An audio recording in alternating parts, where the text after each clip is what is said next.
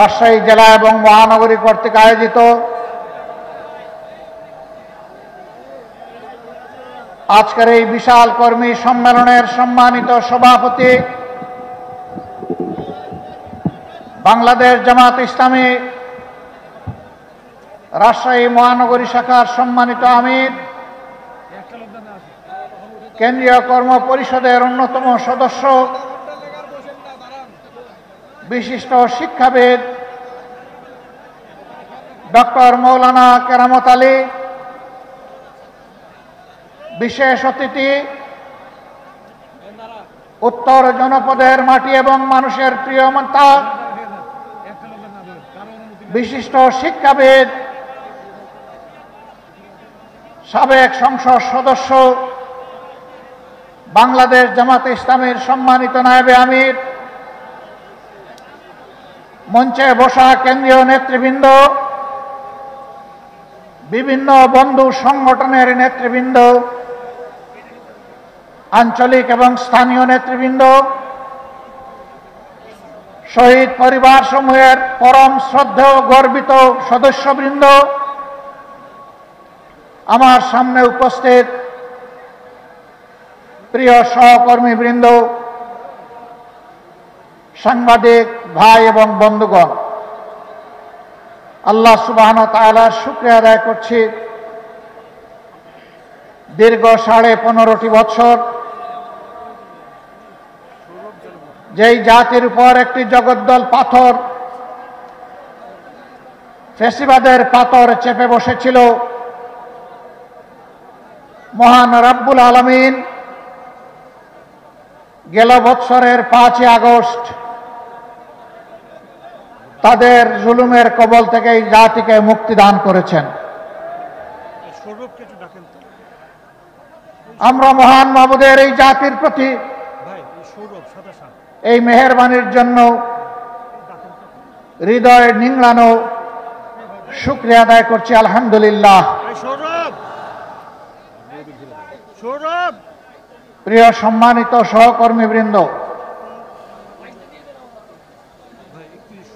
মহান আল্লাহ রাব্বুল আলামিন মেহেরবানি করে আমাদেরকে এই বাংলাদেশে পয়দা করেছেন। এই বাংলাদেশ দল, ধর্ম, গোষ্ঠী নির্বিশেষে এটি আমাদের সকলের বাংলাদেশ। আল্লাহ রাব্বুল আলামিন জানা অজানা অসংখ্য সৃষ্টি মানব জাতির কল্যাণের জন্য পয়দা করেছেন, আর মানুষকে পয়দা করেছেন তার নির্ভেজাল গোলামের জন্য। মানুষকে পয়দা করেছেন আল্লাহ তাআলার প্রতিনিধিত্ব করার জন্য। গোলামি সকল জাতি করে, কিন্তু প্রতিনিধিত্বের জন্য মানুষ ছাড়া অন্য কাউকে আল্লাহ তাআলা নির্বাচন করেননি। এটি মহান রবের পক্ষ থেকে মানব জাতির প্রতি এক বিরল উপহার, এক সম্মান, যেই সম্মান আল্লাহর অন্য কোন সৃষ্টির কপালে জুটেনি। এই মানব জাতি শুধু মানুষের কল্যাণের জন্য নয়, এই মানব জাতিকে আল্লাহ তাআলা সমস্ত সৃষ্টির কল্যাণে পয়দা করেছেন, সমস্ত সৃষ্টির শৃঙ্খলা বিধানের দায়িত্ব দিয়েছেন। এই জন্য প্রিয় নবী মুহাম্মদুর রাসূলুল্লাহ সাল্লাল্লাহু আলাইহি সাল্লাম রাব্বুল আলামিনের পক্ষ থেকে রাহমাতুল লিল আলামিন। আল্লাহ স্বয়ং রাব্বুল আলামিন আর তার প্রিয় নবীকে করেছেন সমস্ত সৃষ্টির জন্য রহমত। আল্লাহু আকবার। আমরা সেই নবীর উম্মত। এ আমাদের পরম সৌভাগ্য। যতদিন পর্যন্ত এই উম্মাহ এবং বিশ্ববাসী আল্লাহর আইন এবং রাসূল করিম সাল্লাল্লাহু আলাইহি সাল্লামের নেতৃত্বকে অনুসরণ করেছে, দুনিয়ার মানুষ সুখ, শান্তি, সম্মান, সমৃদ্ধি এবং সৌন্দর্যকে উপভোগ করেছে। যখনই আল্লাহর হুকুম থেকে মানুষ দূরে সরে গিয়েছে, রাসূল করিম সাল্লাল্লাহু আলাইহি সাল্লামের পথ ছেড়ে দিয়ে মানুষের মন গড়া পথ ধরেছে। সেই সমাজ এবং সেই জাতির কপালে অপমান, অপদস্থতা, লাঞ্ছনা এবং নির্যাতন নেমে এসেছে। বাংলাদেশ শতকরা ৯১% মুসলমান অধ্যুষিত দেশ। এর মানে এই নয় যে মুসলমানরা ছাড়া কেউ এই দেশে আর শান্তিতে বসবাস করতে পারবে না। মুসলমানরা ছাড়া কেউ এই দেশে সম্মানের সাথে থাকতে পারবে না। মুসলমান ছাড়া কেউ এই দেশে তাদের নাগরিক অধিকার ভোগ করতে পারবে না। বরঞ্চ ইসলাম সমস্ত মানবতার জন্য সব অধিকারের একমাত্র গ্যারান্টি। এটি আমার কথা নয়, এটি স্বয়ং আল্লাহ রাব্বুল আলামিনের কথা। আল্লাহ তাআলা কালামে হাকিমের শেষ যে আয়াতটি নাজিল করেছেন মেহেরবানি করে, মিনার ময়দানে রাসূল করিম সাল্লাল্লাহু আলাইহি ওয়াসাল্লামের জীবনের শেষ হজে আইয়ামে তাশরিকের সময়ে সেই আয়াত দ্বারা আল্লাহ তাআলা বিশ্ববাসীকে এই নিয়ামতের কথা স্মরণ করিয়ে দিয়েছেন। সূরা মায়েদার ৩য় আয়াত, একটি লম্বা আয়াত। এই আয়াতের অংশ বিশেষ আল্লাহ তাআলা স্পষ্ট করে বলেছেন, আল-ইয়াওমা আকমালতু লাকুম দীনাকুম ওয়া আতমামতু আলাইকুম নি'মাতি ওয়া রাদিতু লাকুমুল ইসলাম দীনা। আজ আমি তোমাদের জন্য আমার দিনকে পূর্ণ করলাম, কামেল করে দিলাম।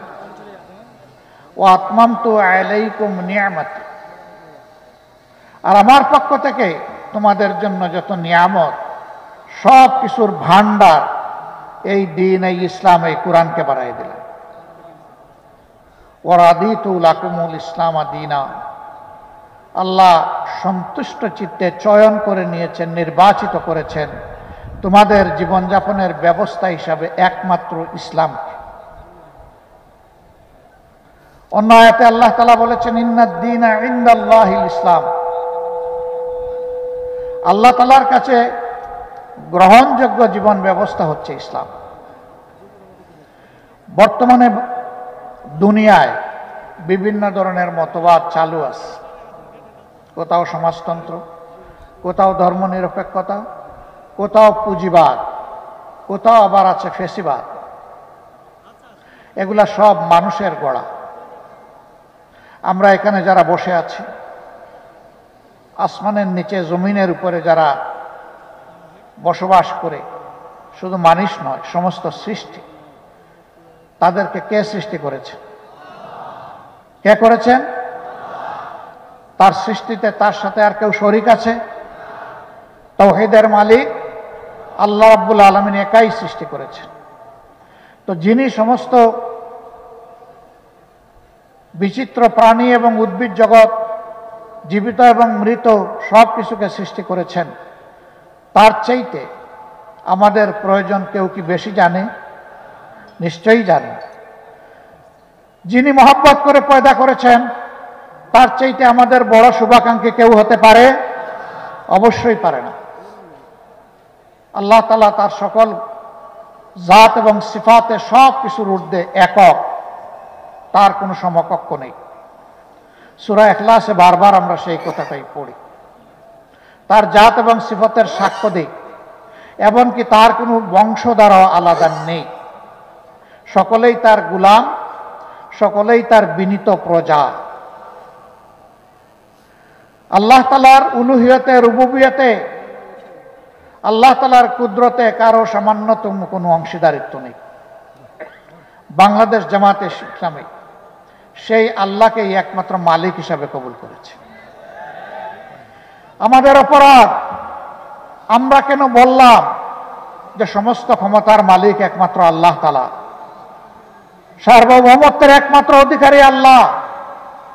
বিগত সরকার এই অপরাধে নির্বাচন কমিশন থেকে আমাদের নিবন্ধন কেড়ে নিয়েছে। তারা আল্লাহর সার্বভৌমত্ব মানে না। তারা মনে করেছিল নিজেই সার্বভৌম। সার্বভৌম মানে সর্বময় ক্ষমতার মালিক। তো এত ক্ষমতার মালিক তো দেশ ছেড়ে পালালেন কেন? সেই ক্ষমতার দাপটে কিয়ামত পর্যন্ত টিকে থাকার চেষ্টা করতেন। অতএব আপনাদের পলায়ন, আপনাদের পরাজয় এটা প্রমাণ করেছে সর্বময় ক্ষমতার মালিক একমাত্র আল্লাহ রাব্বুল আলামিন। এও আমার কথা নয়, এটাও আল্লাহ তাআলার কথা। ক্ষমতা দেওয়ারও মালিক আল্লাহ, নেওয়ারও মালিক আল্লাহ।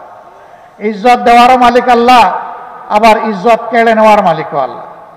আল্লাহ তাআলার ভাষায় কুলিল্লাহুম্মা মালিকাল মুলকি তুতিল মুলকা মান তাশা ওয়া তানজিউল মুলকা মিম্মান তাশা ওয়া তুইজ্জু মান তাশা ওয়া তুযিল্লু মান তাশা বিয়াদিকাল খায়র ইন্নাকা আলা কুল্লি শাইইন কাদির।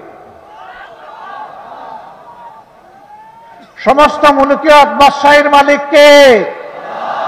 সে মহান আল্লাহ বলছেন, দুনিয়ার বিভিন্ন অংশে, খণ্ডে, জায়গায় আমি ছোট ছোট এখতিয়ার দিয়ে থাকি, ছোট ছোট মুলকিয়ত দিয়ে থাকি, যেন মানুষ সেখানে মানুষের উপর ইনসাফ কায়েম করে।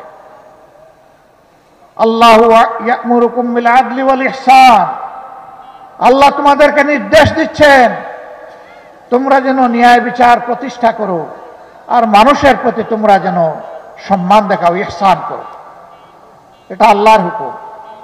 যারা ন্যায় বিচারের উপরে থাকবে, মানুষকে সম্মান করবে, মানুষকে মানুষ হিসাবে গণ্য করবে, আল্লাহ তাদের ইজ্জত বাড়ায় দেবে।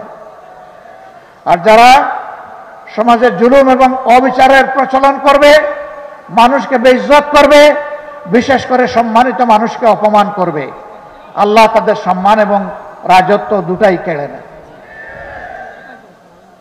আল্লাহ বলছেন, ক্ষমতা আমি দেই, ক্ষমতা আমি কেড়ে নেই, ইজ্জত আমি দেই, ইজ্জত আমি কেড়ে নেই, এবং সকল ব্যাপারে ইন্নাকা আলা কুল্লি শাইইন কাদির। তোমাদের জন্য আল্লাহই হচ্ছেন সমস্ত ক্ষমতার মালিক। কুদরত তার হাতে, শক্তি তার হাতে। আমরা আল্লাহর শক্তিতে বলিয়ান একটি জাতি গঠন করতে চাই ইনশাআল্লাহ। যেই জাতি আল্লাহ তাআলার শক্তির আলোকে আলোকিত হবে, সেই জাতি হবে সাহসী জাতি, বীরের জাতি।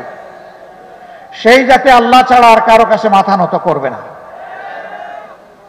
আলহামদুলিল্লাহ, মুমিনরা দুনিয়ায় কোথাও আল্লাহ ছাড়া কারো কাছে মাথা নত করে নাই। এই করেনি বলেই গত 15.5 বছর বিশেষ করে আলিম উলামা, মুমিন মুমিনা, হুফাজ, আইতাম, এদের উপর বিগত সরকার তাণ্ডব চালিয়েছে। শুধু জামাতে ইসলামী না, হ্যাঁ, জামাতে ইসলামীর 2 জন আমির সহ, 1 জন সেক্রেটারি জেনারেল সহ, 3 জন নায়েবে আমির সহ, 2 জন অ্যাসিস্ট্যান্ট সেক্রেটারি জেনারেল এবং 1 জন নির্বাহী পরিষদ সদস্য সহ 11 জন দায়িত্বশীল নেতাকে আমাদের বুক থেকে কেড়ে নিয়েছে। অন্যায়ের প্রতিবাদ যারা করেছে, শত শত আমাদের সহকর্মীকে তারা খুন করেছে, অসংখ্য ভাই বোনকে গুম করেছে, পঙ্গু করেছে, আহত করেছে, তাদের চাকরি কেড়ে নিয়েছে, ভিটামাটি থেকে উচ্ছেদ করেছে, তাদের ব্যবসা তছনছ করে দিয়েছে, কাউকে দেশেও থাকতে দেয়নি। হাজারো মামলায় লাখো সহকর্মী ভাই বোনদেরকে দফায় দফায় জেলে নিয়েছে।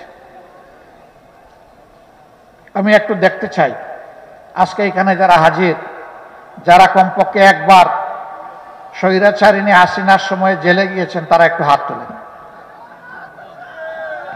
আমার কথা আপনারা বুঝেছেন? যারা কমপক্ষে একবার জেলে গিয়েছেন তারা হাত তোলেন। বিপুল সংখ্যক মানুষের হাত। এবং আমি বিশ্বাস করি এখানে যারা বসে আছেন, ইয়েস, তাদের সকলেই জেলে গিয়েছে। তারা কি চুরি করেছিলেন? রাহাজারি করেছেন? মানুষ খুন করেছেন? গুপ্ত হত্যা করেছেন? গুম করেছেন? নারীর শ্লীলতাহানি করেছেন? কিছুই করেননি। তাদের অপরাধ তাহলে কি ছিল? ওমা নাকামু মিনহুম ইল্লা আইয়ুমিনু বিল্লাহিল আজিজিল হামিদ।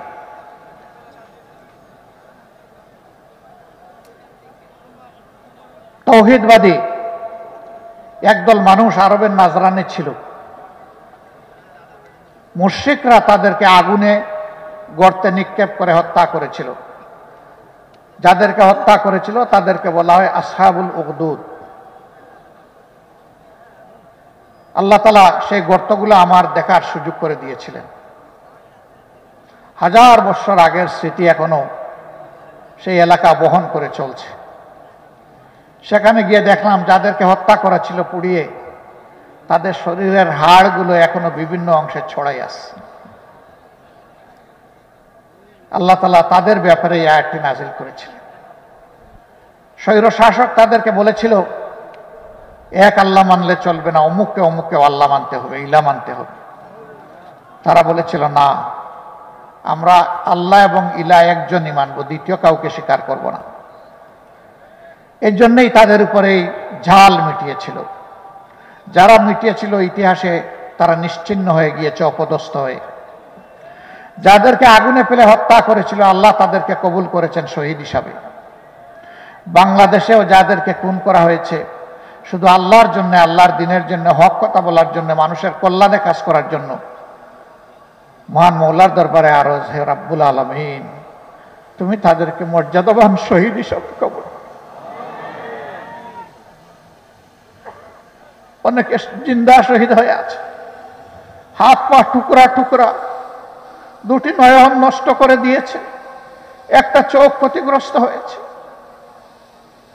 আমাদের নেতৃবৃন্দকে ফাঁসির রশিতে ঝুলানো হয়েছে, বাকিদেরকে মৃত্যুর দিকে ঠেলে দেওয়া হয়েছে। আমরা এতে ব্যথিত নই। আমরা আল্লাহর দরবারে শুকর গুজার করি যদি আমাদের বাগানের এই শ্রেষ্ঠ ফুলগুলাকে আল্লাহ তাআলা শহীদ হিসাবে কবুল। হে আল্লাহ, তুমি তোমার জান্নাতের বাগানের ফুল হিসাবে এগুলাকে কবুল করো। শুধু জামাতে ইসলামী নয়, ইসলামের জন্য, মানবতার জন্য যারাই জীবন দিয়েছেন আল্লাহ যেন তাদের সকলকে শহীদ হিসাবে কবুল। আর আহত হয়ে, পঙ্গু হয়ে, এই কষ্টের জীবন নিয়ে যারা বেঁচে আছেন, মহান রবের দরবারে আরজ করি, রাব্বুল আলামিন, তোমার কুদরতের প্রশান্তির হাতটা তাদের সিনার উপরে বুলাইয়ে দাও, তাদেরকে সবরে জামিল আতা। সর্বশেষ 15.5 বছর একটানা খুন গুমের সংস্কৃতি চালিয়ে ওদের পিপাসা নিবারণ হয়নি। শেষ পর্যন্ত 24-এর 1 জুলাই থেকে 5ই আগস্ট এই সময়টা সারা বাংলাদেশে এরা মহাতাণ্ডব চালিয়েছে। কি বলেছিল আমাদের কলিজার টুকরা সন্তানেরা? কি এমন ছিল তাদের দাবি? তারা তো কারো গদি নিয়ে টান দেয়নি। তারা তাদের একটা ন্যায্য ছোট্ট দাবি নিয়ে রাস্তায় নেমেছিল। তারা বলেছিল, কোটা রাখেন, কিন্তু সেইটাকে যুক্তিসঙ্গত করে সংস্কার করে। সহ্য করল না, তাদের বিরুদ্ধে গুন্ডা বাহিনী, মুগর বাহিনীকে লেলিয়ে দিল। এই মুগর বাহিনী বিশ্ববিদ্যালয়গুলোতে ঢুকে ছেলেদেরকে তো পিটালোই, আমাদের কলিজার টুকরা মেয়েগুলোকেও পিটালো।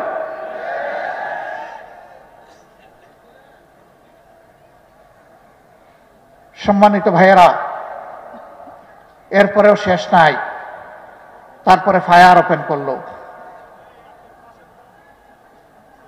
যাদের উপর গুলি করা হলো এরা যেন মানুষ নয়, এরা যেন বন জঙ্গলের পশু, পশু শিকার করে গুস্ত খাবে, এইরকম মানসিকতা।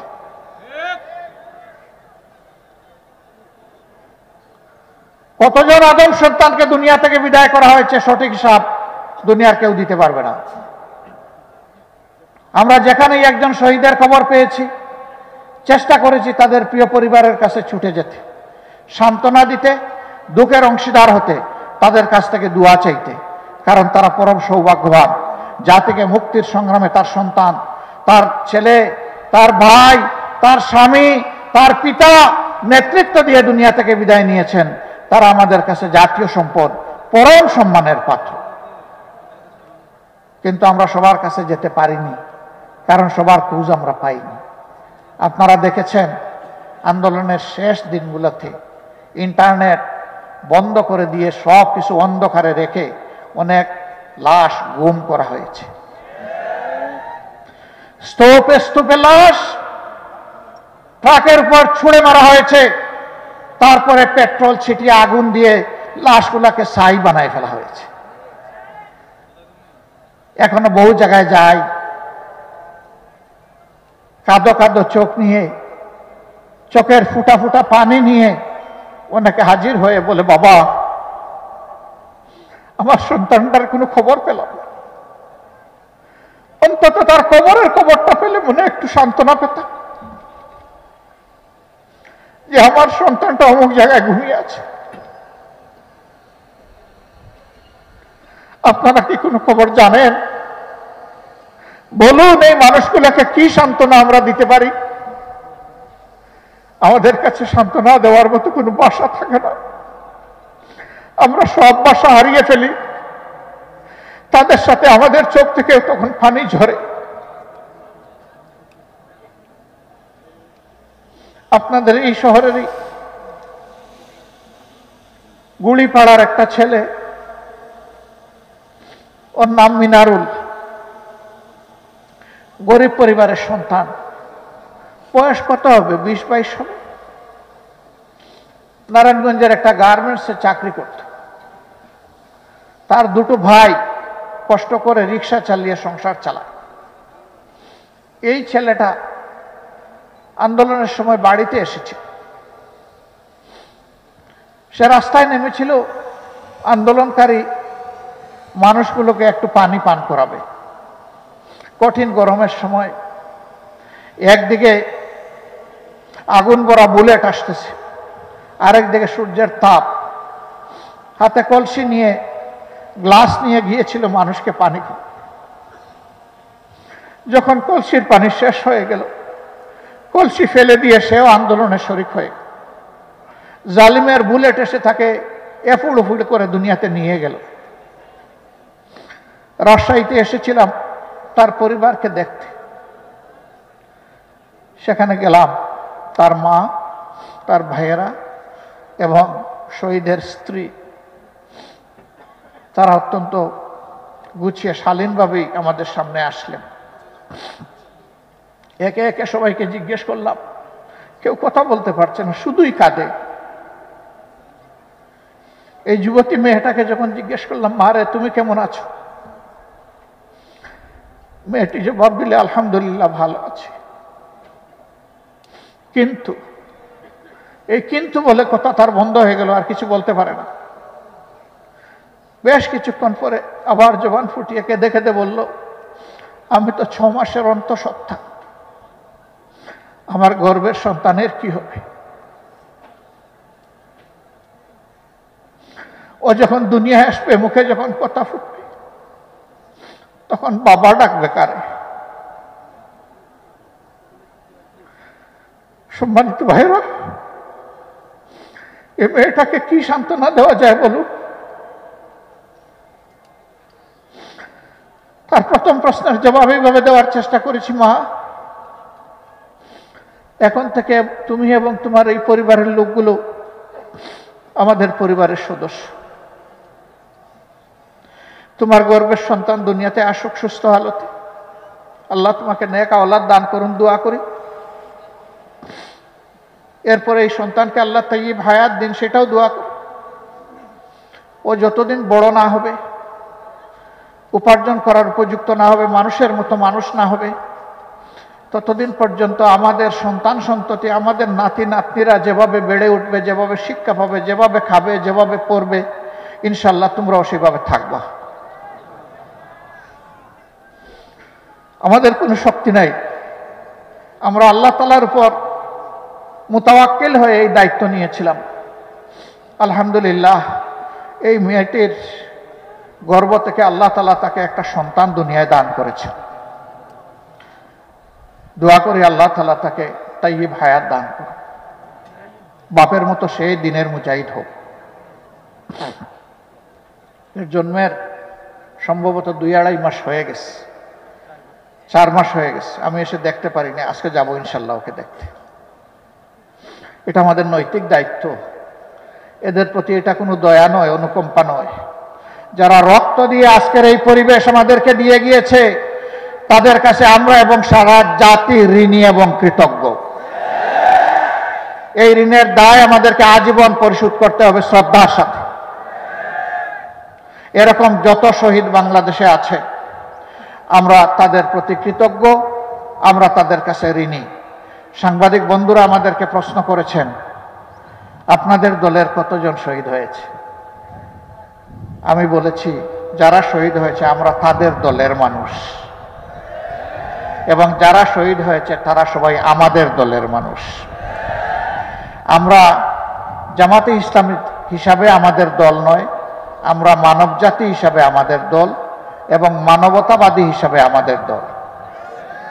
তাদেরকে কোনো দলীয় পরিচয়ে আমরা সংকীর্ণ পরিসরে নামাতে চাই না। তারা আমাদের জাতীয় সম্পদ, জাতীয় বীর। তাদেরকে মাথার উপরে শ্রদ্ধায় আমরা তুলে রাখতে চাই।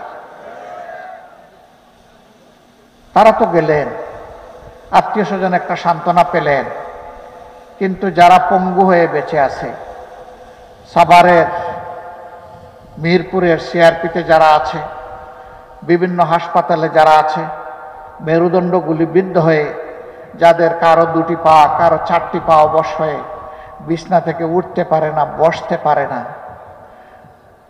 নিজের হাতে অনেকে তুলে খাবারটা খেতে পারে না। আল্লাহ তাআলা, ও প্রভু, তুমি এই জিন্দা শহীদগুলোকে কবুল করো। এদের জন্য উপকারী বন্ধু তুমি নিয়োগ করে দাও। বাকি জীবন কোনো না কোনো মানুষের উপর তাদের নির্ভর করতে হবে। মানুষের অন্তরে তাদের প্রতি শ্রদ্ধা এবং ভালোবাসা আল্লাহ তুমি পয়দা করে দাও। এরা বন্ধু আমাদের মানবিক জ্ঞান বলে। আল্লাহ তো মুর্দাকেও জিন্দা করতে পারেন, অসুস্থতায় সুস্থতার নিয়ামত দিতে পারেন, কিন্তু আমাদের মানবিক জ্ঞানে বলে এরা আর কখনো জীবনে উঠে বসতে পারবে না, হাঁটতে পারবে না। আবার আমাদের কলিজার টুকরা বুকের সন্তান, গুলি করে অনেকের 2টা চোখ অন্ধ করে ফেলা হয়েছে, দেখে না। আল্লাহ চোখ দিয়েছিলেন তার সৃষ্টির সৌন্দর্য দেখা এবং তার শুকরিয়া আদায় করার জন্য, কিন্তু জালিমরা তাদের 2টি চোখ কেড়ে নিয়েছে। এরাও আজীবনের জন্যে জীবন্ত লাশ হয়ে গেল, জীবন্ত শহীদ হয়ে গেল। আল্লাহ এদেরও সঙ্গী হন। আমি হাসপাতালে 8 তারিখেই আগস্ট মাসের ঢাকার বিভিন্ন হাসপাতালে আহত বন্ধুদেরকে দেখতে গিয়েছিলাম। তাদের বেডের পাশে বসে জিজ্ঞেস করেছি, কেমন আছো তুমি? বলে যে আলহামদুলিল্লাহ ভালো আছি। দরাজ গলায় বলে, আলহামদুলিল্লাহ ভালো আছি। তোমার 1 হাত নেই, 1 পা নেই, কারো 2 পা নেই, তুমি ভালো আছো? বলে যে হ্যাঁ আলহামদুলিল্লাহ ভালো আছি। এত কষ্ট নিয়ে ভালো আছো কিভাবে? বলে যে কারণে রাস্তায় নেমেছিলাম আমাদের উদ্দেশ্য সফল হয়েছে। কি কারণে রাস্তায় নেমেছিলে? আমরা স্বাধীনতার জন্য লড়াই করতে নেমেছিলাম, আমরা স্বাধীন হয়েছি। আল্লাহু আকবার। তার হাত নাই, পা নাই, চলে গেছে, চোখ নাই, চলে গেছে, সেদিকে খেয়াল নাই, বলছে যে জাতি স্বাধীন হয়েছে। একটা গোষ্ঠীর, একটা দলের জোর করে চাপানো গোলামি থেকে এই জাতি মুক্তি পেয়েছে। সম্মানিত ভাইয়েরা, বলেছিলাম, হে বুকের সোনা, তোমার তো একটা হাত চলে গেল, পা চলে গেল, তুমি তো আর স্বাভাবিক জীবনে আসতে পারবে না। জাতির প্রয়োজনে আগামীতে যদি এমনটি লড়াইয়ের প্রয়োজন হয়, তখন তো আর তোমার পক্ষে কিছু করা সম্ভব হবে না। চিৎকার দিয়ে বলে, অবশ্যই হবে। যদি আল্লাহ আমাদেরকে হায়াত দেন অবশ্যই হবে। হাত একটা জাতির জন্য গিয়েছে, প্রয়োজনে আরেকটা হাতও দেবো ইনশাআল্লাহ। যে জাতির বীরেরা, সন্তানেরা এইরকম জাতির জন্যে, জাতির স্বাধীনতার জন্যে, মানবতার জন্যে বীরের মতো গর্জন করতে পারে, ইনশাআল্লাহ এই জাতির পর আর কোনো ষড়যন্ত্র বাস্তবায়ন হবে না। প্রিয় ভাইরা, 10 মাসের সন্তান কোলে মা নেমে এসেছিলেন রাস্তায়। ঢাকার রাস্তায় সাংবাদিক বন্ধু প্রশ্ন করেছে, আপনি কি কাজ করেছেন? এই অবশ শিশুকে কোলে নিয়ে আপনি রাস্তায় এসেছেন, মুহুর্মুহু গুলি চলতেছে, একের পর এক শহীদ হয়ে যাচ্ছে, পঙ্গু হয়ে যাচ্ছে, রক্তের বন্যায় রাজপথ ভেসে যাচ্ছে। যতগুলা যুবক যুবতী নেমে এসেছে সবগুলো আমার শিশু, আমার সন্তান। আমি ওই সন্তানদের সাথে সংহতি, একাত্মতা প্রকাশ করার জন্য রাস্তায় এসেছি। আল্লাহু আকবার। 7-8 বছরের একটা ছেলে হাতের মধ্যে ইটের টুকরা নিয়ে পুলিশের দিকে তেড়ে যাচ্ছে। যুবকরা তাকে থামানোর চেষ্টা করছে। এই তুমি কি করছো? কই কি করছি? কই তুমি ছোট্ট মানুষ, এই গুলির সামনে তুমি এইভাবে আসছো কেন? কই যে আন্দোলন করতে আসছে। কেন আন্দোলন করবা? ওরা আমার ভাইকে খুন করেছে, আমি প্রতিশোধ নেব। কে তোমার ভাই? বলে যে আমার ভাই আবু সাইদ। তোমার বাড়ি রংপুর? না, আমার বাড়ি ঢাকায়। তো আবু সাইদ তোমার ভাই হয় কিভাবে? ওই যে জাতির মুক্তির জন্য লড়াই করেছে এবং জীবন দিয়েছে, সেই তো আমার ভাই। এই ছোট্ট শিশুটির মগজের মধ্যে, তার কণ্ঠের মধ্যে এই কথা কে দান করলেন? আল্লাহ রাব্বুল আলামিন। যুবকরা বলতেছে তুমি যাও, আমরা তোমার পক্ষে লড়াই করব। ঝাঁকুনি দিয়ে বলতে ছাড়েন মিয়া, আপনার আন্দোলন আপনি করেন, আমার আন্দোলন আমাকে করতে দেন। এরপরে ওরা কৌতূহলবশত জিজ্ঞেস করেছে তোমার মা বাবা আছেন? আছে। কই গুলির মুখে তুমি যদি শহীদ হয়ে যাও তাহলে তোমার মা বাবা কাঁদবে না? কই না, আজকে ঘর থেকে বের হওয়ার সময় মা বাবাকে চুমু দিয়ে বলেছি আমি যদি শহীদ হয়ে যাই আমার জন্য তোমরা দুঃখ করো না, আমার জন্য তোমরা কেঁদো না। আল্লাহু আকবার। আল্লাহ তাআলার কাছে আরজ করে রাব্বুল ইজ্জত এই জাতির মায়েদের গর্ভে এই ধরনের বেশি বেশি করে বীর সন্তান তুমি জন্ম দাও, এরা যেন জাতির পাহারাদার হতে পারে। সম্মানিত ভাইয়েরা, এই দেশে অনেকে শাসন করেছেন, আগামীতে হয়তো আল্লাহ যাদেরকে পছন্দ করবেন তারা এই জাতির খেদমতের দায়িত্ব পালন করবেন। আমাদের সন্তানেরা এত এত রক্ত কেন দিল, জীবন কেন দিল, পঙ্গু কেন হলো? তারা চেয়েছে সমাজ থেকে সব ধরনের দুঃশাসন এবং দুর্নীতির কবর রচনা হোক। 5 তারিখের পরে রাজশাহী, যেটাকে এডুকেশন ভিলেজ বলা হয়, শিক্ষার গ্রাম, অসংখ্য শিক্ষা প্রতিষ্ঠান আলহামদুলিল্লাহ এখানে আছে। এটা আল্লাহর এক নিয়ামত। আমি আশা করি 5 তারিখের পরে রাজশাহীতে কোনো চাঁদাবাজি হয় না। রাজশাহীতে কোনো চাঁদাবাজি হয় না। এখানকার মানুষ ভদ্র, এখানকার মানুষ বিনয়ী, এখানকার মানুষ সৎ। কেউ চাঁদাবাজি এখানে করে না, ঠিক না? এখানেও চাঁদাবাজি হয়, এখানেও ফুটপাত দখল হয়, হাট বাজার, বালুমহাল, জলমহাল, বিভিন্ন যানবাহনের স্ট্যান্ড, সবগুলাতে দখলদারি হয়। তাহলে আমাদের এই শহীদদের রক্তের প্রতি এইটাকে ভালোবাসা, এটাকে সম্মান। এই কাজ যারা করেন বিনয়ের সাথে তাদেরকে অনুরোধ করে এই কাজটা ছেড়ে দেন, মেহরবানি করে এই কাজটা করবেন না। আমাদের শহীদদের আত্মা কষ্ট পাবে, মানবতা অপমানিত হবে, লাঞ্ছিত হবে। বন্ধু, এই কাজটা ছেড়ে দেন ভাই, আল্লাহর রাস্তায় এই কাজগুলা ছেড়ে দেন, এই কাজ আর করবেন না।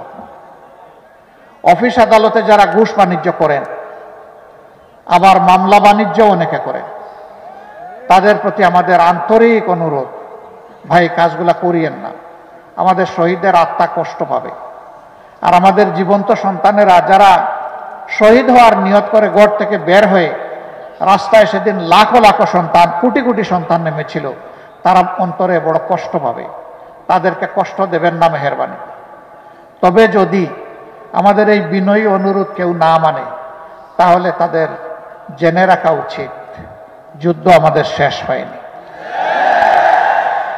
আমাদের সন্তানেরা স্লোগান দিচ্ছে এখনো, আবু সাইদ মুগ্ধ, শেষ হয়নি যুদ্ধ। আপনারা আমার সাথে বলবেন, আবু সাইদ মুগ্ধ, এ লড়াই চলবে ইনশাআল্লাহ। কতক্ষণ? যতক্ষণ না ইনসাফ এই জমিনে কায়েম হয়। আর ইনসাফ কায়েমের গ্যারান্টি একমাত্র আল কোরআন দিতে পারে, আর কিছুই দিতে পারে। এই কোরআনিক শাসন সকল ধর্মের, সকল দলের, সকল বর্ণের মানুষের জন্য একমাত্র ইজ্জতের গ্যারান্টি। এই কোরআনের শাসন কায়েমের মধ্য দিয়ে একটা মানবিক বাংলাদেশ আমরা করতে চাই, দুর্নীতি এবং দুঃশাসন মুক্ত বাংলাদেশ করতে চাই। অন্য ধর্মের ভাইদেরকে আমরা আমাদের ভাই হিসাবে দেখি, কারণ একই আদম এবং একই হাওয়া আলাইহিস সালাতু সালামের আমরা বংশধর। শয়তান আমাদেরকেও ধোঁকা দেয়, অনেককেই ধোঁকা দেয়। শয়তানের ষড়যন্ত্রে পড়ে অনেকে তার প্রভুকে ভুলে যায়। আমাদের রুট, আমাদের উৎস, আমাদের মূল এক জায়গায়। আমরা মানুষকে ঘৃণা করি না, হিংসা করি না।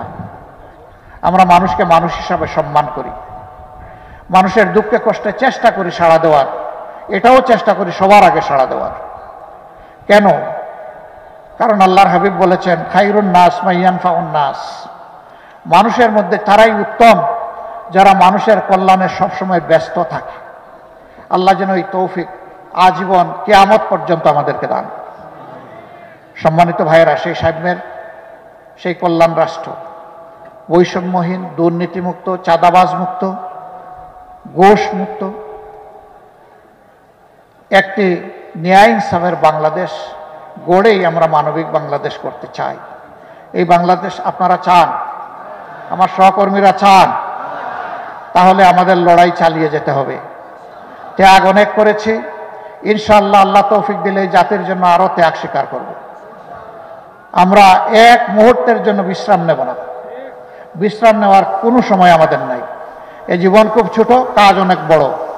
সেই কাজগুলো যেন সমাধা করতে পারি, আল্লাহ যেন তৌফিক দান করেন। আল্লাহ তাআলা বাংলাদেশ থেকে সকল প্রকার অন্যায়, অবিচার, দুর্নীতি, দুঃশাসনের বিলোপ সাধন করে তার কোরআনী আইন এই দেশে আমাদেরকে দান করুন। আর সেই আইনের এক একজন কর্মী হিসাবে আল্লাহ তাআলা আমাদেরকে তৌফিক দিন এবং কবুল করুন। আপনারা যারা এসেছেন আমাদের কথা শুনতে, নিশ্চয়ই ভালোবাসা নিয়ে এসেছেন। এই ভালোবাসা কার জন্যে? আবার বলুন, কার জন্য এই ভালোবাসা? একমাত্র আল্লাহ তাআলার জন্যে। আল্লাহ তাআলার দরবারে আরজ, হে প্রভু, আমাদের এই ভালোবাসাকে কবুল করো, আর এই ভালোবাসাকে তুমি জান্নাত পর্যন্ত পৌঁছে দিও। সবাইকে ধন্যবাদ। আসসালামু আলাইকুম ওয়া রাহমাতুল্লাহ। আল্লাহ হাফিজ। বাংলাদেশ জিন্দাবাদ। বাংলাদেশ জামাত ইসলামী জিন্দাবাদ।